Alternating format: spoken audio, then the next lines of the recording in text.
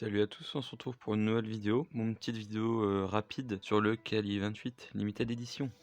Donc je l'ai eu en occasion, la boîte a un petit peu morflé mais bon ça va va être une vidéo à peu près comme le M30. Je vous ai déjà fait le Kali 25, donc Kali V2. Regardez la petite signature, je vais pas montrer extérieur.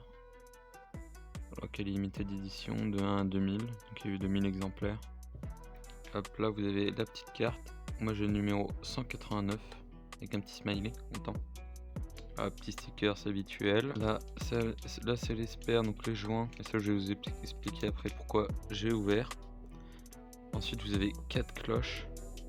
Donc là la silver, donc c'est l'inox SS. Et à savoir que si vous aimez pas forcément le rose et que vous voulez mettre la SS, les bacs sont retirables. Peut-être pas comme ça avec l'ongle, mais avec un petit outil, vous allez y arriver. Ensuite vous avez la cloche noire. Celle-là j'ai utilisé un peu. J'ai surtout utilisé la brasse. Là pareil, là vous pouvez enlever le type. Normalement vous pouvez enlever la petite bague. Donc, si vous préférez le rose, en tout cas sachez que vous pouvez l'enlever.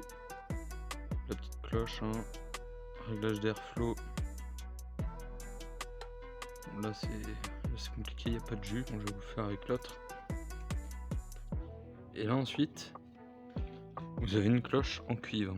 Donc là c'était dans un petit sachet, j'ai rajouté du silica que j'ai nettoyé pour pas qu'il s'oxyde, pour pas qu'il se tache en fait, parce que le laiton et le cuivre ça s'oxyde naturellement quoi. Et là du coup on se retrouve avec ça. Là en fait j'ai la cloche laiton, donc qui va bien avec le reborn, que je vous ai fait dans une précédente vidéo, d'ailleurs il y aura la petite fiche, mais il n'y avait plus le top cap l'airflow laiton, du coup j'ai dû prendre le cuivre, parce que le cuivre, ça que je vous parle, ça s'enlève en fait. Voilà. Sauf que les autres je les ai jamais enlevés, donc ils sont peut-être un peu durs. Donc j'ai mis le dessus en cuivre pour faire appel avec le switch qui est en cuivre.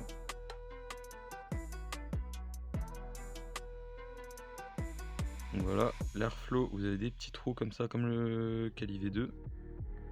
Là vous avez airflow tout ouvert, puis vous revenez au petit trou. Au-dessus de la cloche, je vais vous montrer, il y a un bon petit dôme. Après le drive tip il touche directement. Et ce que j'ai fait, c'est que en fait ça me coupait le joint.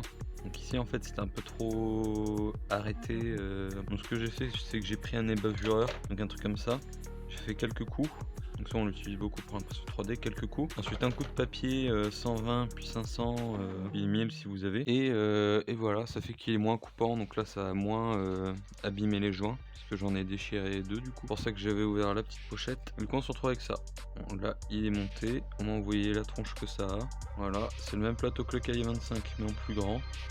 Donc disons que les pattes il faudra bien 6-7 mm. Les coils là c'est des 3 mm mais vous pouvez mettre des 3,5. Après si vous connaissez votre dôme voilà, mais je vous dis juste que vous pouvez mettre en 3,5. 2,5 ça fera vraiment petit par rapport aux arrivées d'air. Ensuite vous pouvez plus ou moins placer vos coils allant au centre ou pas, ça vous de voir. Ensuite les pattes vis j'ai rien à dire, moi ils accrochent bien. Donc vous avez le tournevis, ça va nickel.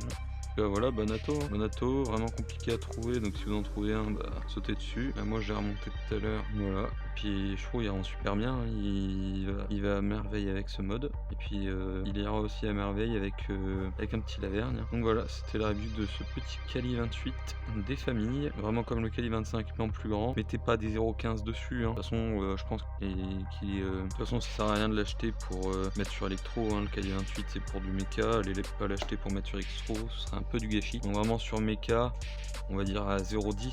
0,10 on est bien. Pour les plus aventureux, vous pourrez descendre dessous, comme moi. Ça crépite bien.